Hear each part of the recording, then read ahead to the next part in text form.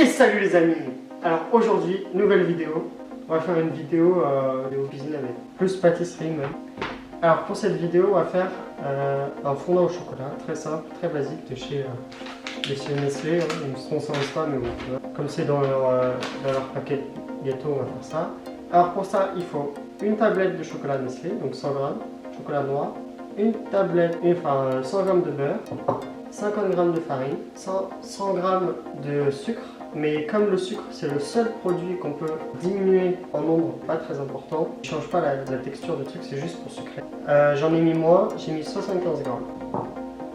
Ensuite, il faut un fouet, une cuillère et une marmite avec un bol pour mélanger et un moule. Alors, pour commencer cette recette, il faut mélanger, enfin couper le beurre en petits morceaux avec le chocolat et le mettre au micro-ondes 2 minutes. Si au bout de 2 minutes ça n'a pas fondu, il faut le remettre toutes les 30 secondes parce que sinon après le chocolat il crame au fond et c'est raté. Et comme c'est un peu le plus important, beurre et chocolat, il ne faut pas les rater. On fait bien attention, on met toutes les 30 secondes après les 2 premières minutes, très important.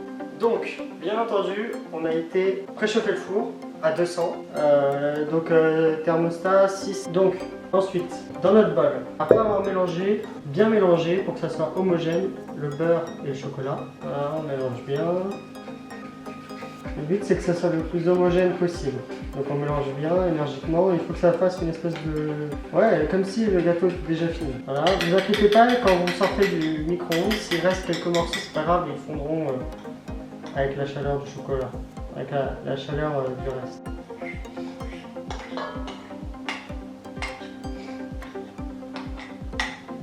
Il y a un ingrédient que j'ai oublié de vous dire, mais il y a des œufs.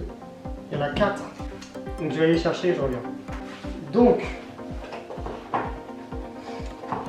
on met en premier le sucre. Ensuite, les œufs. Alors les œufs, la majorité des gens le cassent sur le bord, comme ça. Ça fait rentrer la coquille à l'intérieur, c'est pas très pratique. Donc moi je le casse sur la table et après je mets mes doigts. C'est des œufs entiers, hein, donc il y a besoin de séparer le jaune et le blanc. On essaye bien sûr de ne pas mettre de coquilles. Alors je ne vous cache pas que cette technique met un petit peu d'œuf sur la table, mais c'est pas très grave non plus. Donc après on rajoute la farine et on mélange énergiquement le tout au fouet. C'est très important, énergiquement il faut pas hésiter. Le but c'est que la farine, le but c'est que l'œuf puisse faire la liaison entre la farine, le sucre, le chocolat et le beurre. Donc il faut vraiment bien mélanger pour que surtout le sucre s'incorpore bien et qu'on ne sente pas des morceaux une fois qu'il est cuit. Donc une fois qu'on a mélangé, on obtient une espèce de pâte comme ça. Et ça c'est la pâte à gâteau. Donc on va la mettre dans le moule. Pas besoin de le beurrer, il est en silicone. On va le mettre dans le moule. Si on va le beurrer aussi. Si on va le beurrer. Donc on beurre bien le moule. Voilà.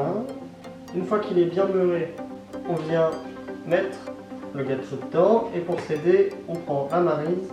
Et la maryse elle sert à aller chercher au fond du pot. Même si je sais que je suis sûr que vous le savez déjà. Aller chercher au fond du pot.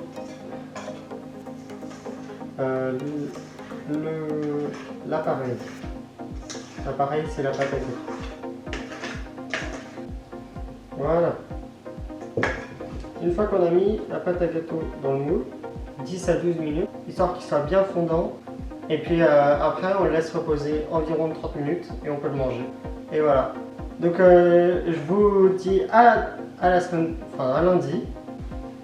À lundi. Donc à lundi, n'oubliez pas de vous abonner. Et puis de lâcher un petit like, la cloche, tout ça, comme d'habitude, hein, évidemment. Et puis à une prochaine vidéo. Tchuss!